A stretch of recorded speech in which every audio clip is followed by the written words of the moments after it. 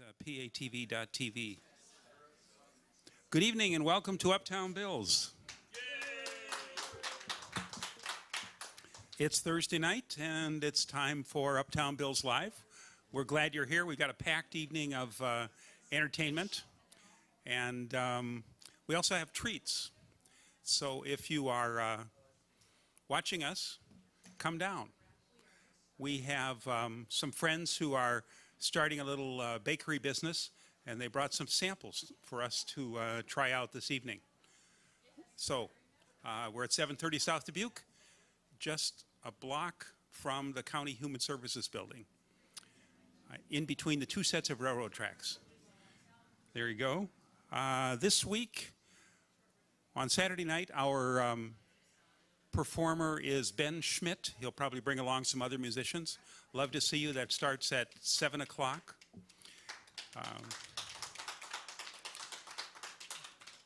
And then next Saturday, July 1st, we have,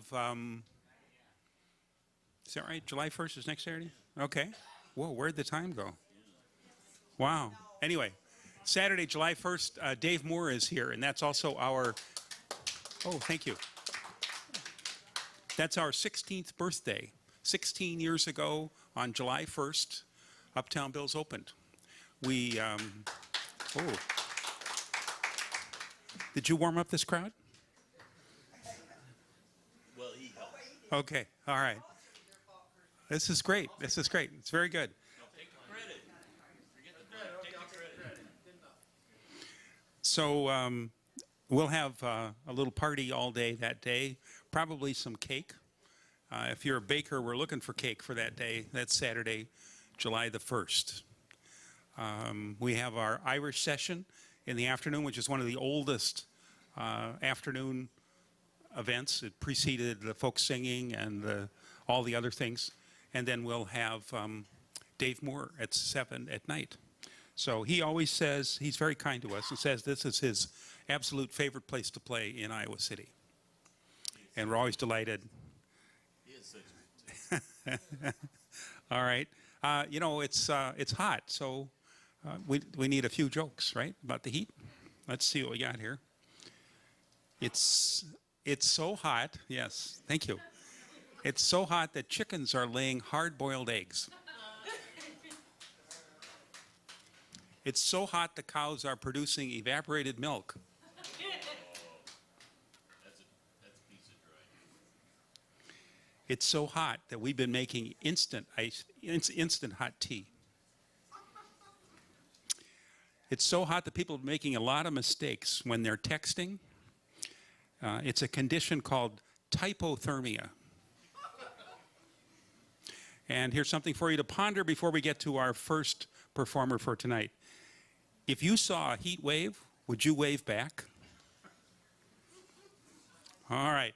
Joe Brisbane is here. He's got a slice of his next book.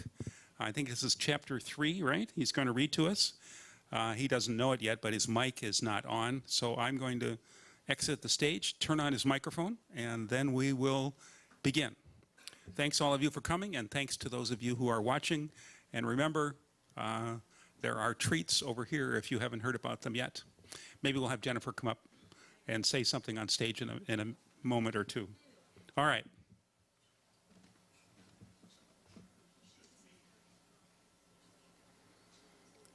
Hello, I'm Joe Brisbane, and this is chapter 3 of my novel, which I hope comes out sometime this month, called Skip Day.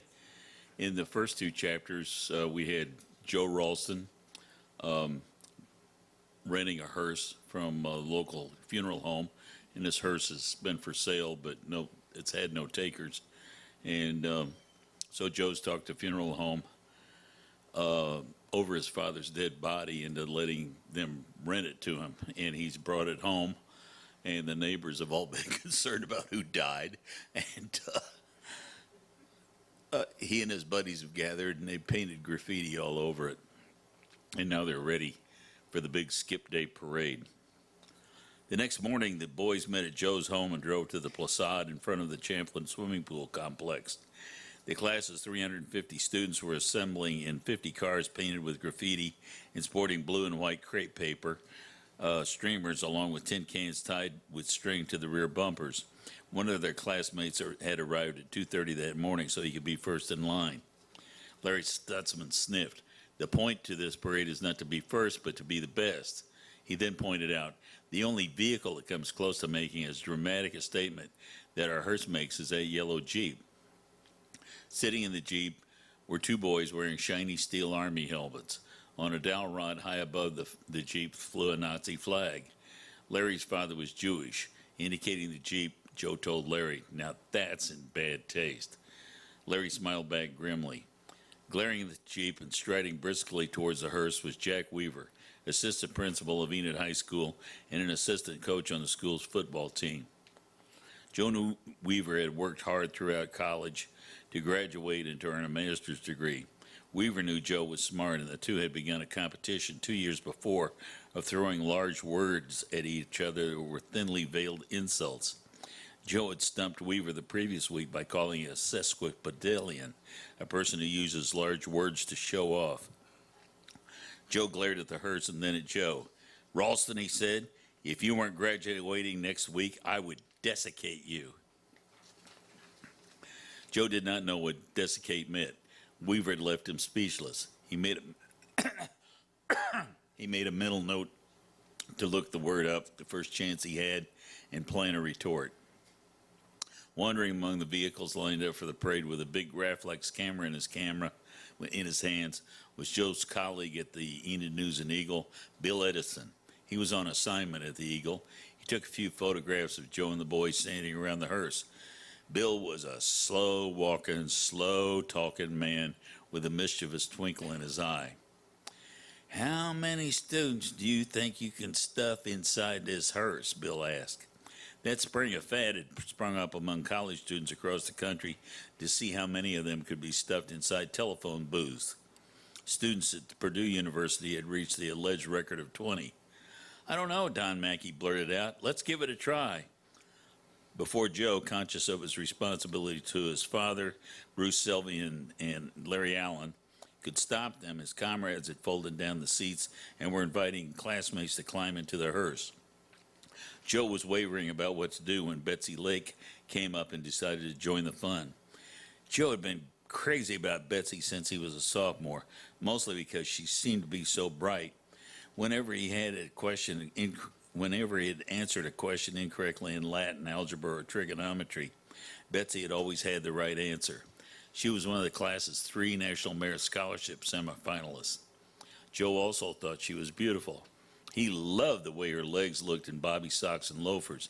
He loved the way her posterior pooched out in straight skirts, leaving a little loose material between her waist and her buttocks.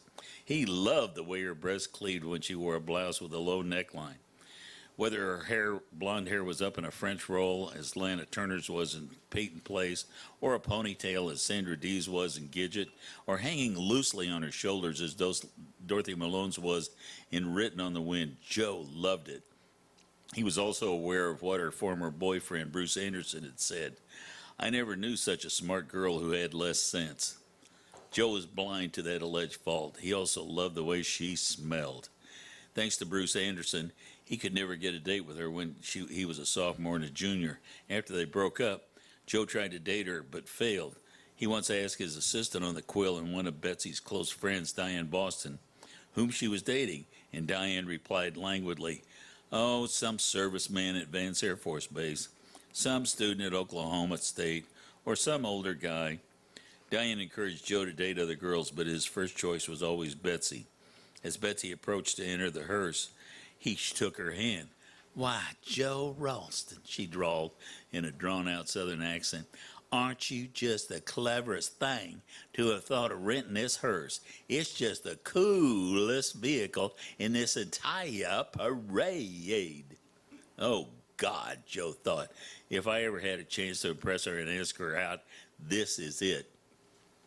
He helped Betsy climb on top of the pile inside the passenger side door. Once she was inside, Joe saw that there was just enough space between her and the hearse's roof for him to squeeze in. He crawled on top of her. I don't want to be on top of her, he thought. I might crush her, and that would defeat everything I'm trying to do. He wiggled until his body slid down beside hers, and they were face to face. The smell of her perfume made him giddy. He was too shy to look her in the eyes, so he looked down at her neck. A little faint blue vein on her lily white neck was an inch away from his nose. If I were Count Dracula, he thought as he fought to control his breathing, I could bite her on the neck and she would be mine forever and ever. Amen. Joe thought now that would be the perfect time for him to say something meaningful to her, something that she would never forget, something that would make her love me and want to be with me for the rest of our natural lives. But he couldn't think of anything. Betsy wriggled for a comfortable position and her thigh rubbed against Joe's crotch. He developed an erection. Betsy blew a blast of moist breath against his cheek. The weather was warm, the air was still. The students' bodies in the hearse raised the temperature in the hearse's sultry air into the high 90s. Joe's hot breath rebounded off Betsy's neck back into his face. At that moment, he heard Bill Edison ask, "Is that all you could cram in there?" "Yeah, I think that's it," Don Mackey replied. As Bill popped flash bulbs, Betsy's leg continued to wriggle. Joe's arousal became worse. "I'm going to lose control," he agonized. Just when he thought he could not take her wriggling anymore, Edison said he was finished, and Joe heard Betsy hiss, "Get off me." Joe's erection shrank like a tall, wilting sunflower. He wiggled feet first out of the hearse. He reached out, took Betsy's hand, and helped her out in hopes that he could rescue some sense of order from the encounter. But he could see from the flash in Betsy's jade green eyes that such a result was impossible. Once she was back on her feet, Betsy threw Joe's hand away as though it were something filthy and disgusting. Then she stormed away with her magnificent buttocks lurching from side to side in what Joe thought was a grotesque fashion, and he realized that any chance he had with her was over and his own desire was waning. Joe took a deep breath. When he saw Larry Stutzman, he asked him, "How many people did we squeeze into the hearse?" 54, he replied. "But if we tried again with only small, skinny people like me instead of all these overgrown football players, I bet we could get in as many as 100. Shall we try it again?" Just at that moment, Bruce Selvey, the principal, announced over a bullhorn that the parade was about to begin and that the students were to line up in a row according to the instructions of Enid police officers. "It doesn't look as though we'll have time," Joe told Larry. The boys climbed into the hearse and began the slow, counterclock trek around the square. On the south side, past the S.H. Crest store, Kay's Interiors, Cromwell Printing, the post office, Teen Town, the statue of the World War I doughboy, and Roy Shields' pawn shop. Joe felt as though his life was passing before him.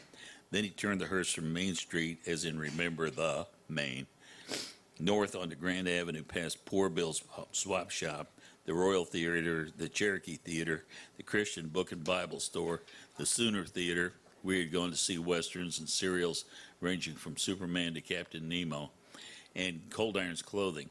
Then the boys crossed Broadway and went past where businesses were more upscale.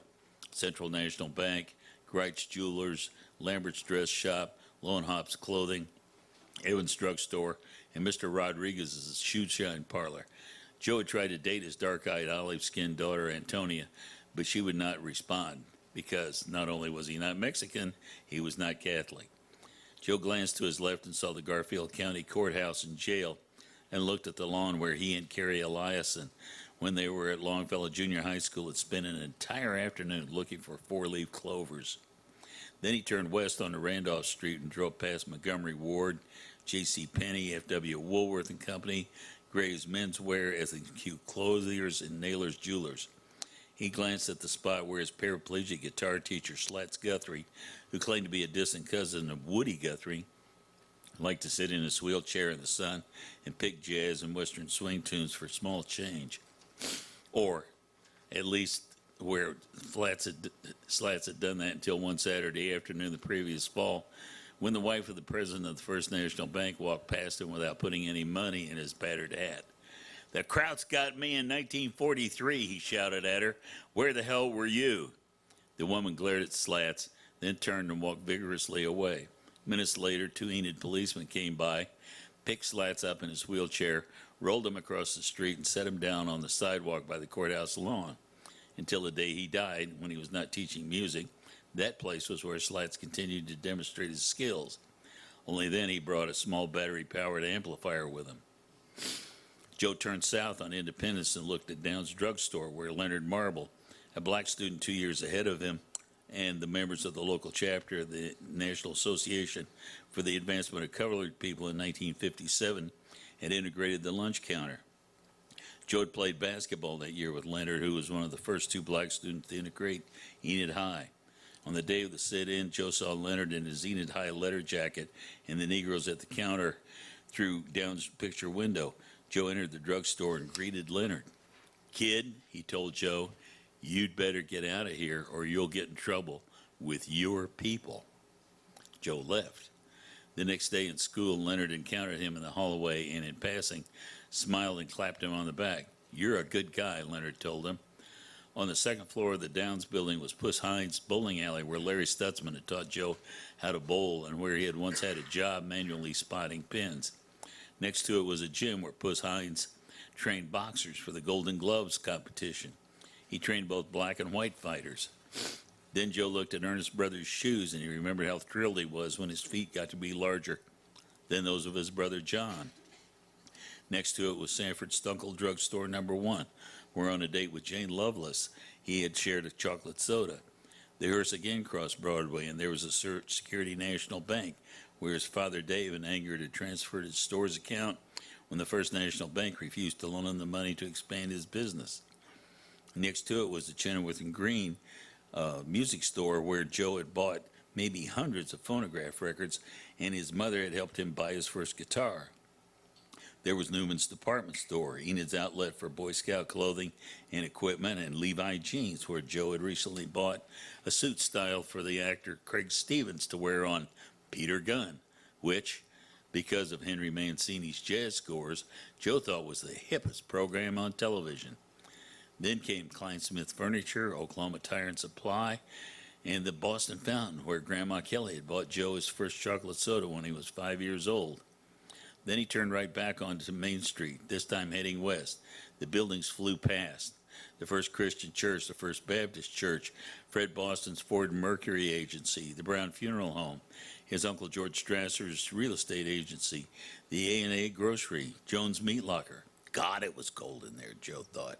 And the Wagon Wheel Restaurant, where Joe had gone on his first date in his mother's Packard with Beverly Van Voorhees. Joe looked ahead of him. He saw an open convertible driven by Peggy Riddle. In the car with her was her clique, Linda Reston, the Morris twins, and Sharon Muir. Only her last name wasn't Muir anymore. It was Schichting. She and Jerry Schichting had to get married, and she at least was 8 months pregnant. Poor Sharon, Joe thought. She was smart enough to go to college, but she seemed to have thrown her life away on a loser. Joe and his pals called him Shit King. All Jerry Shit King seemed to care about was a silly laugh, a 49 Mercury coupe with glass packs on the tailpipes, and a penchant for making stupid jokes. What a snotty little clique they've been, Joe thought about the girls in the convertible. All they ever think about is looking cool, smoking cigarettes, driving slick cars, and dating guys as empty-headed as they are. Joe had once tried to date Peggy Riddle. He really didn't want to call her. He did so on a dare from Jack Hargrove. Peggy turned him down flat. The line of cars turned south onto Van Buren, which was the U.S. Highway 81, the route of the historic Chisholm Trail the cowboys during the 19th century had used to drive cattle from Texas through Oklahoma to railheads in Abilene and Dodge City, Kansas. The highway had deteriorated in such a state of disrepair that Joe, in a Quill editorial, had labored it Governor Raymond Gary's promised land.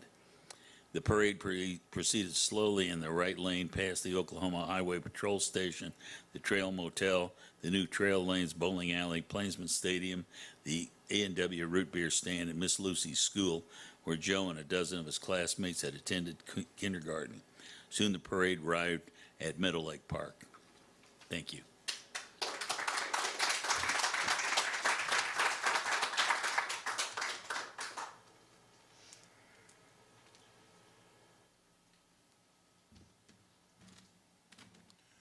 Thank you. We'll learn about the end of this parade at some future date. Okay.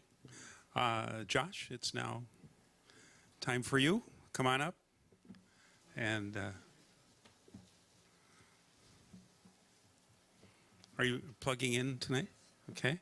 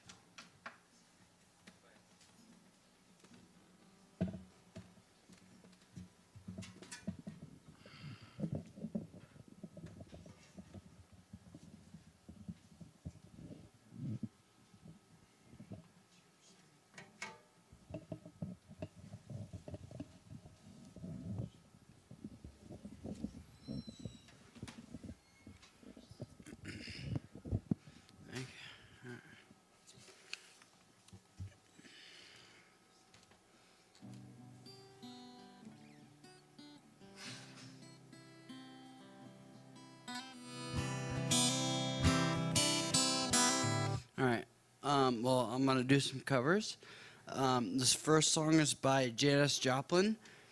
The song is called Me and Bobby McGee.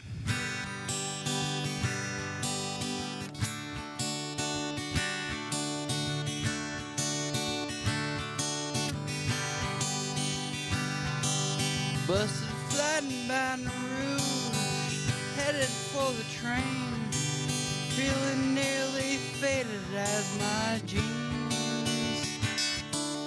Bobby thumbed a diesel down just before it rained and took us all the way to New Orleans. I took my harpoon out of my dirty red bandana, was blowing sad while Bobby sang a blues. Those windshield wipers slapping time and Bobby clapped his hands. We finally sang up every song that driver knew. Well, freedom's just another word for nothing left to lose. Ain't nothing but free.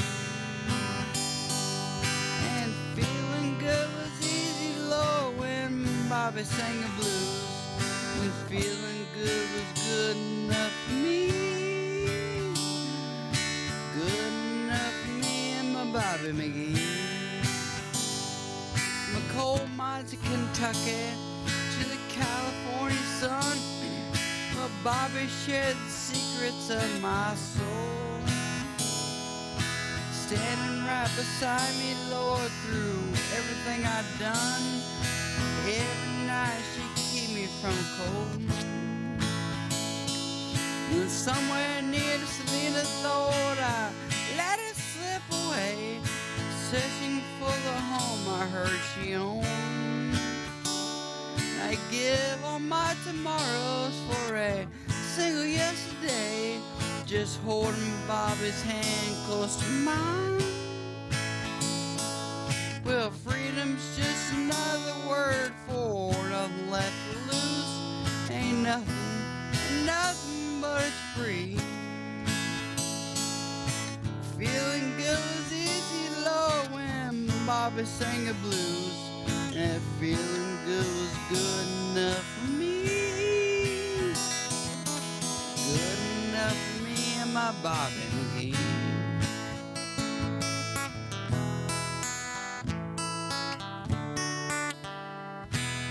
Thank you. That's that song.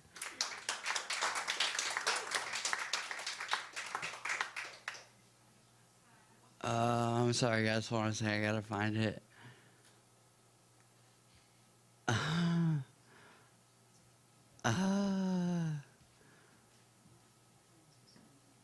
Oh yeah.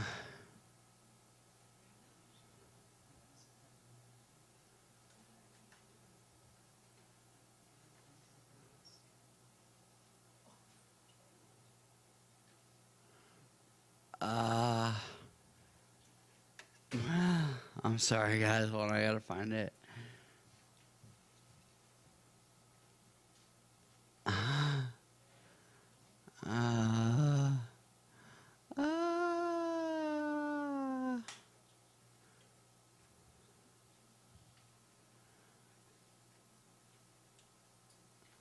I'll do this one instead. So this is a song by Bob Seger. It's called On the Road Again.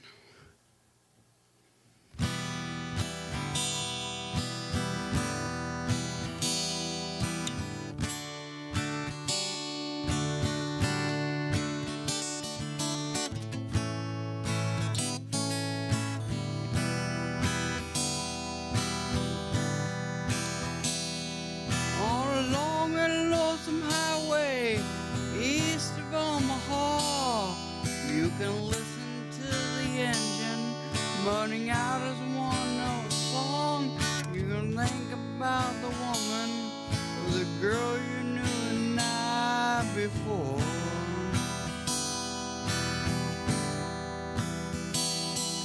Your thoughts will soon be wandering the way they always do when you're riding 16 hours and there's nothing much to do. Don't feel much like riding. Just wish your trip was through.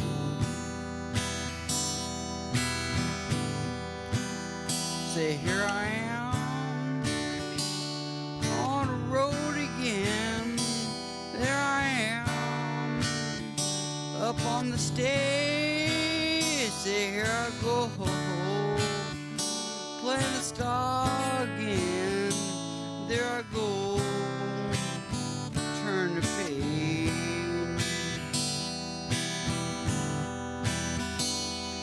So you walk into a restaurant, strung out on the road, and you feel the eyes upon you as you're shaking off the cold, and you pretend it doesn't bother you, but you just want to explode.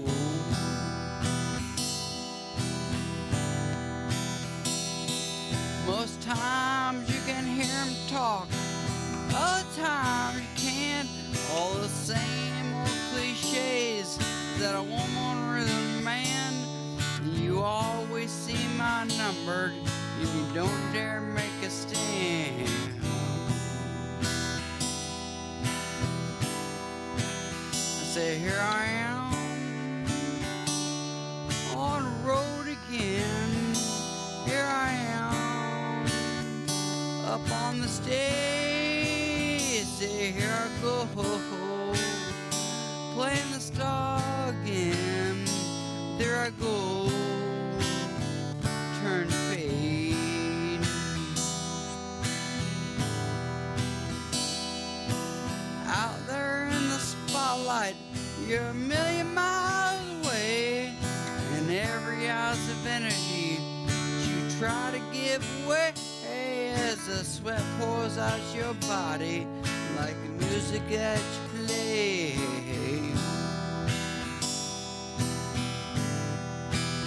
Say, here I am on the road again. There I am up on the stage. Say, here I go playing the star again. There I go, turn the page.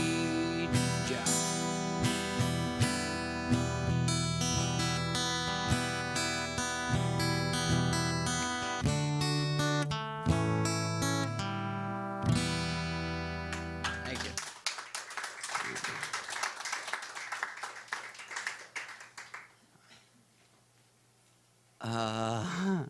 I guess I can do this song. This next song is by Elvis. It's called I Can't Help Falling in Love with You.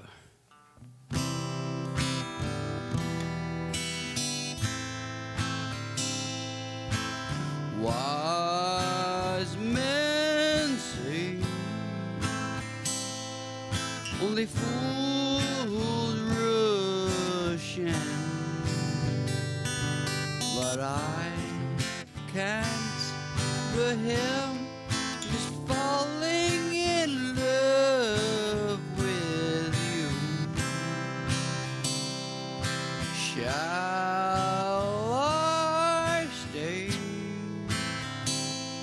Would it be a sin if I can't him, just falling in love with you. Like a river flows surely to the sea, darling, so it goes. Some things are meant to be. Take my hand, take my whole life too, for I can't but help just falling in love with you. Like a river flows surely to the sea, darling, so it goes. Some things are meant to be. Take my hand, take my whole life too, for I can't but help just falling in love with you. For I can't but help just falling in love with you.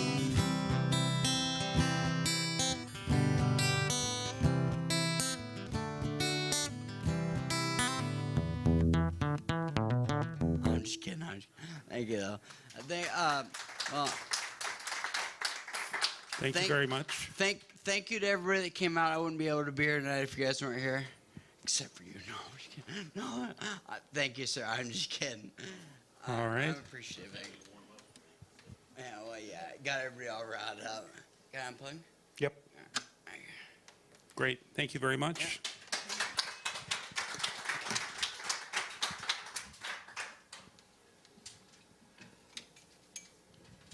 I think we got a little comedy next. Joe? Oh, there you are. Okay, come on up and we'll get you set. This is Joe's inaugural appearance as a comedian. So it's a pretty big night. You want to use this one? Or? The one you got, I can use. Okay. Okay, how's everybody tonight? It's pretty hot out, isn't it? I'm not going to do any heat jokes. Tom already took those, so I'm just not going to copy those. Anyway, my name's Joey Westlink. I'm new to Iowa City. This is my first time up here on a stage in quite a while. I did this in college a little bit, but well, let's hope I still got it. Anyway, first off, I'm not gonna do any comedic acts involving anything political because, well, there's enough people that do that, and the current climate is, yeah, it's too negative, way too negative. So,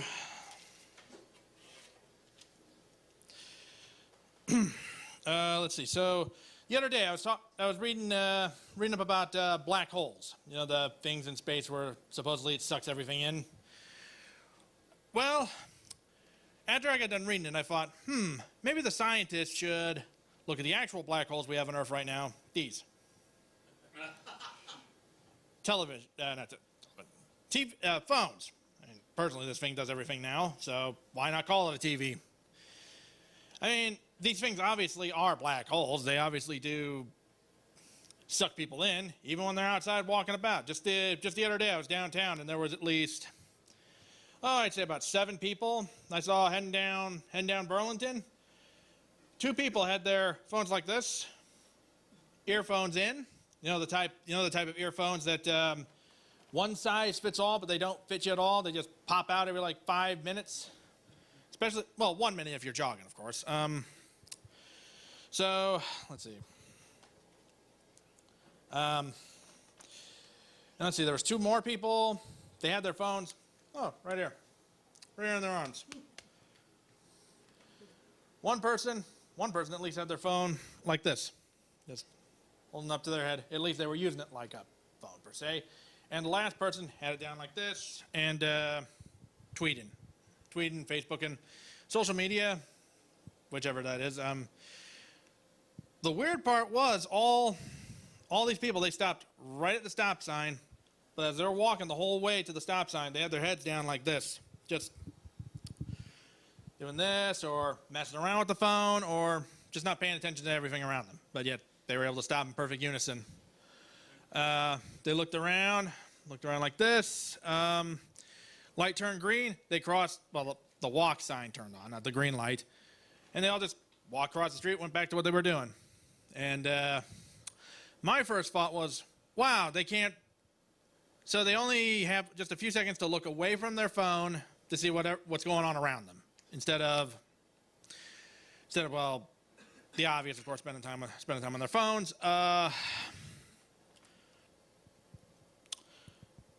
So maybe again, these scientists should really look at these before they start looking outward in space. So let's see. So today, as I was walking about around Sunset Street, and again, really hot outside. There were people jogging out and about. I swear it was the fifth jogger I saw today. The fifth jogger, but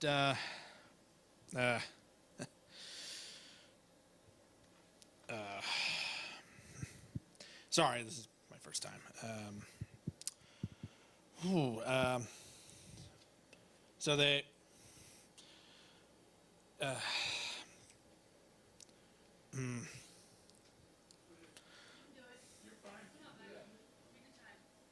Okay, so they were. So it's hot, it's sweaty, and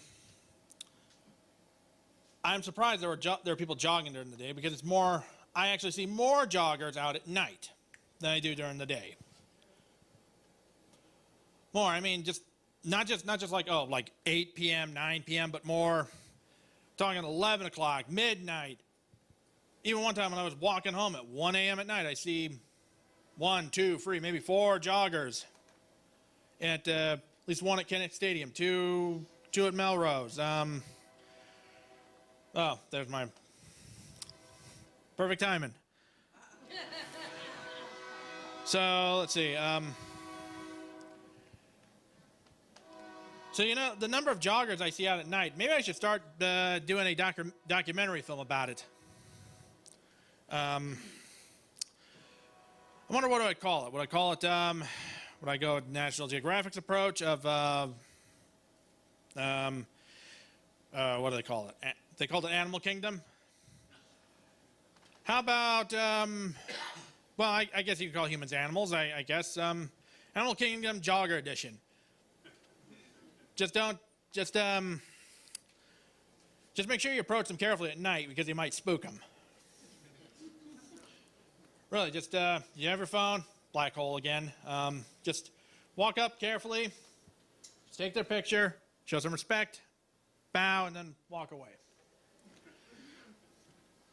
Because remember, if you don't, they'll run. They'll just run and leave. So, okay. Did anyone see any movies recently out in Iowa City? Which one?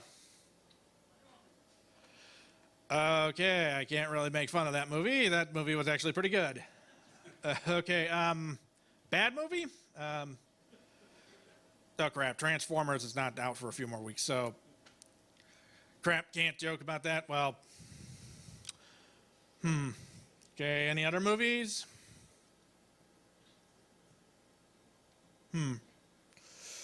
Okay. So why don't I talk a little bit about myself instead? So I'm currently looking for a job in Iowa City, and well, I didn't think it was going to be so difficult to find a job. I mean, growing up, it was very easy to get a job. You just show up. Just show up for the manager. Say, hey, I'm an able body. I'm able to work. When can I start? You get a handshake. That's it. Nowadays, let's see. You need a resume. You need a cover letter. You need multiple references from multiple different people, all just for a job doing groceries. Just doing a late night shift at McDonald's or Arby's. I don't know how the next generation is going to deal with finding jobs 20 years down the road. They may have to start very young. Maybe 10 years old? 11? But, well, no, we got child labor laws. So yeah, moving on. So anyway, I applied for at least seven different places. Some of them as greeters for certain companies, another for a personal secretary job. Of course, the weird thing about the personal secretary job, it didn't say the exact address. So I didn't know where to go. Left a number though, so I gave the number a call. All I get is a voicemail saying something in a foreign language I'd never heard before. So, of course, mind you, I found this on Craigslist, so that shouldn't be a surprise.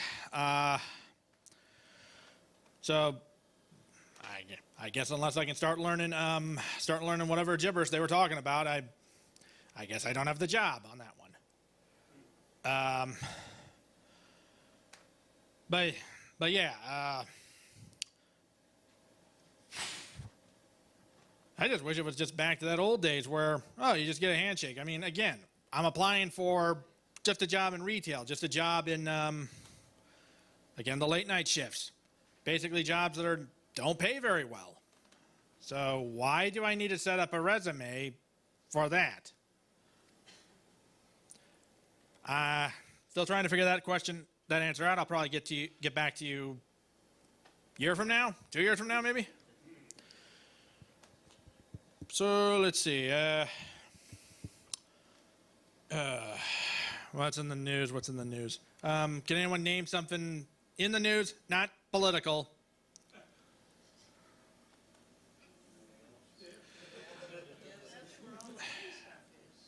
Oh, yes. See? That's why it's hard being a comedian nowadays. Because everybody's indeed focusing on what's going on in a certain particular area in the country where, well, there's a certain orange hairball out and about saying he's president, but I think personally I should call him the Wizard of Tweet. I mean, think about it. Like the Wizard of Oz, he hides behind something, except a curtain, of course. Say, the little bluebird, little Twitter shield, which, by the way, he really needs to stop tweeting so late at night. I feel bad. His sleep habits must be really awful. Because let's see, his last few tweets, 4 a.m., 5 a.m., okay, and then there was some midnight, 1 a.m. I mean, okay, why are you tweeting then? Oh wait, maybe that's because that's the only time you can tweet. Because probably being watched over, I guess, but I don't know. Yeah, there's just really hard to find anything newsworthy that's not political, because well, he just swallows up everything like a black hole. So maybe he is a black hole. So, well, let's see. A couple weeks ago, I saw an episode of John Oliver. He talked about gerrymandering. Gerrymandering, where it's basically district realignment. I tried my best to stay awake. I seriously tried to, but I don't know how. But God, he made that boring. I don't know how. But then again, it's not a very pleasant topic to talk about. Not a very interesting topic. I mean, where did the name gerrymandering come from anyway? Oh, well, I'll wrap this up. Again, first timer, so I hope you have a good night. Tip waitress and night.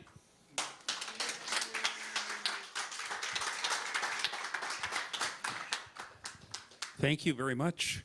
We got Rick next here. Come on up, and then Drew is after Rick, and then Danger. You're actually the second person I know who signs up as Danger. Yeah. Yeah. Trevor LeBeau was a frequent guest at an open mic that I hosted in Aberdeen, South Dakota. And he was Trevor Danger LeBeau, is what he would say. All right, here comes Ricky. He's trying to set up a camera so he can watch himself watching later, right? And he should be up here in just a moment. Maybe we should have our drawing. Let's have our, let's give away our prizes. The prizes tonight are a coffee cup and a 4-pack of cookies. Let's see, what do we got? This is Maya, by the way. Maya is one of the 2 people helping us out tonight. Maya is here this summer, and also behind the counter is Emily. Okay, our first winner, you want to read the name tonight?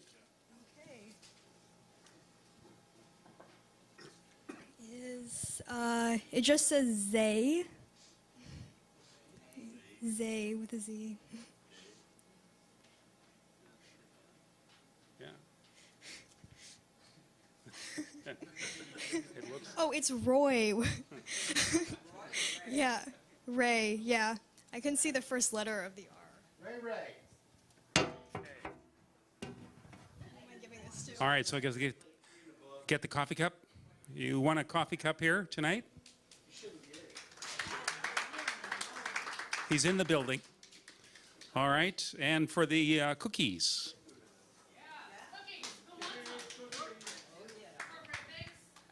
Joe Brisbane. Gets a 4-pack of cookies. You can, looks like they're being delivered to you even. So I was going to say you could pick them up at the table. All right, thank you very much.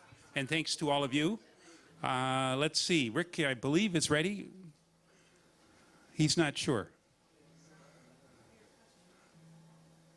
All right. Okay, come on up. Let's get you in a spot here.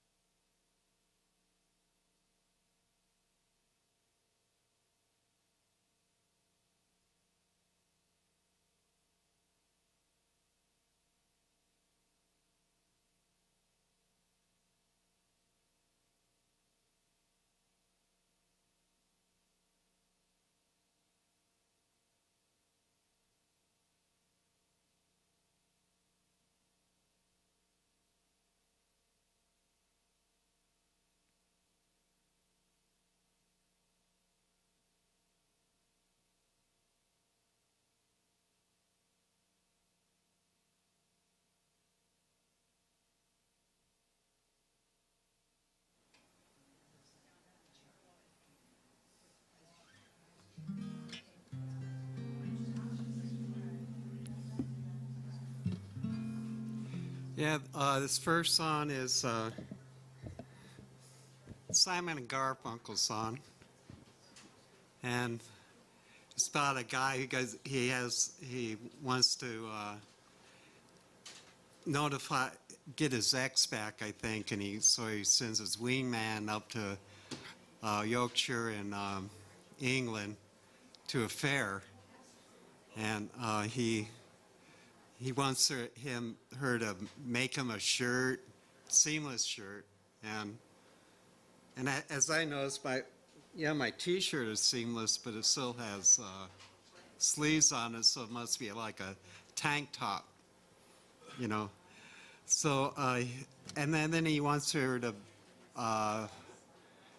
buy him some real estate and stuff, and reap it with a sickle of leather, which is, they don't make, I think they make handles, leather handles with sickles, but they don't make the sickle part with leather. So, Anyway, he wants his, for his old ex-girlfriend to come back to him to prove that she's his true love. And of course, this song's called Scarborough Fair, and it's actually a song that's been handed down since I think the 14th or 13th century, like folk songs were back then, because they didn't have MP3s and stuff, so they had to pass it down, and the word, no copyright, and the words got changed a lot. I think this is like a true folk song, and even today, Simon and Garfunkel and also Bob Dylan picked North Country, was the girl from North Country, picked this up too. So you could actually take the song and make it your own too, with different words or something. But I found the thing interesting about this song is he's actually, I thought this like mistakes. I did fact checking, like can a shirt be made seamless back then, and was the other thing about real estate being in the certain area with salt water and sea strands in England and all this stuff. And the things that God said, these things are near impossible to do. So what this guy was really saying is that it's sort of a sarcastic comment. I'm never going to get my ex back. I'm going to, because she never loved me truly, because she was impossible to do all these things, to prove to him. And then when Simon and Garfunkel did their song in the studio anyway, they had a cantil. I'm sure you all remember with Art in the background, talking about war, which was the Vietnam War. And this is kind of juxtaposed upon the song, and saying that a soldier in the song was, I forget how the words go, but it's as if he had an ex at home that be impossible, or a true love at home anyway, that'd be impossible for him to see, in the same way as this other guy, going to Scarborough Fair in England. By the way, the fair is actually it's actually a big marketplace that takes place during August and September, and there is a town called Scarborough in England. It's a very pretty town, right on the coast and everything. Anyway, I'll get started.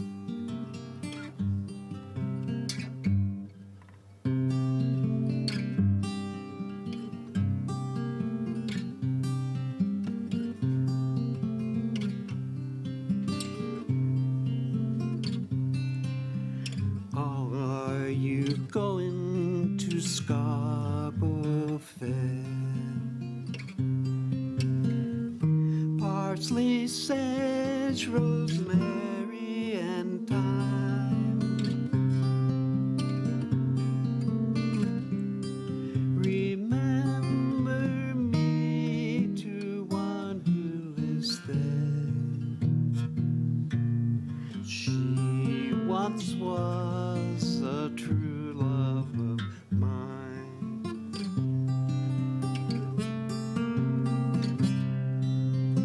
Tell her to make me a cambric shirt. Parsley, sage, rosemary, and thyme.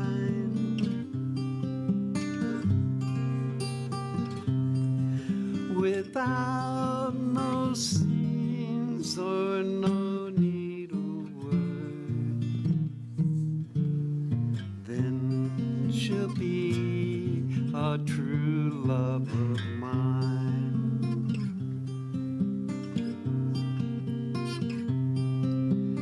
Tell her to find me an acre of land.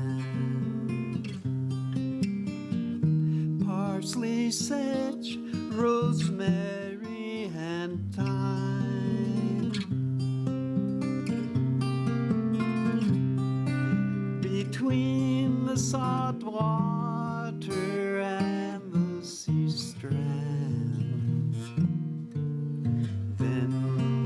be a true love of mine.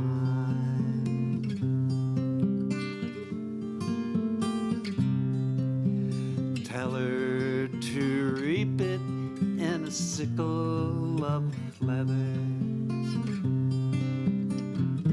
Parsley, sage, rosemary, and thyme.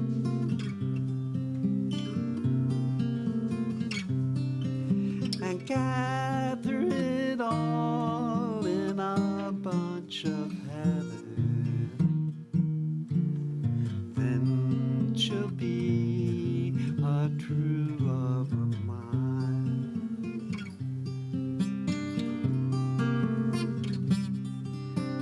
Are you going to Scarborough Fair?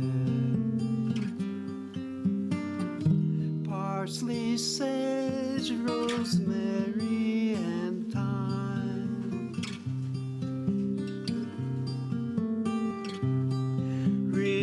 Remember me to one who lives there.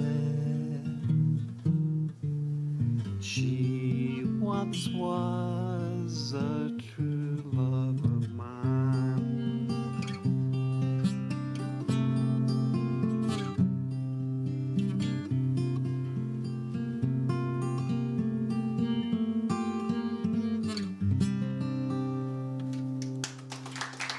Thank you.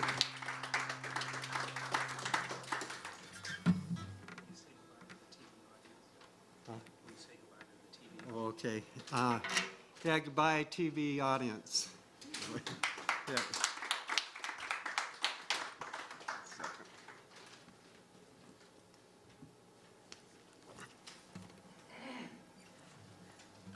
Yeah, this song is about a book that I read by Dr. Jerry Nielsen called Icebound, and she was, you might know her from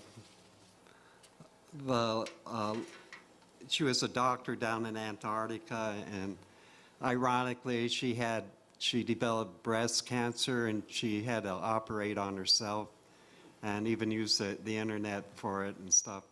And but really, what intrigued me about the book the most was the way they lived down in Antarctica. That it's people that are kind of misfits. They can't really live, with the rest of society, even though they're brilliant people and everything. They come down there. That's why they can live down there so long. And so, I mean, it's really isolated, dark and everything, and I don't know. But anyway, my song is called Ice Chimes, and I got from I would walk out the door in the winter, and the house across the street would have chimes, wind chimes, and they made this kind of a tune, and I kind of copied the tune. And I'll play it. Let's see.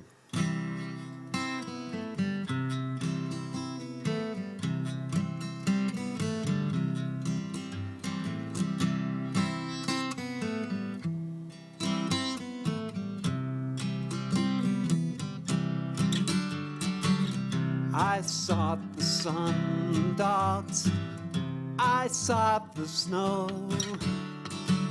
I sought song and rhyme. I sought the wonders of ice winds they blow. Bring me these words of mine. Whisked in a whisper to worlds far away. Stillness and stars define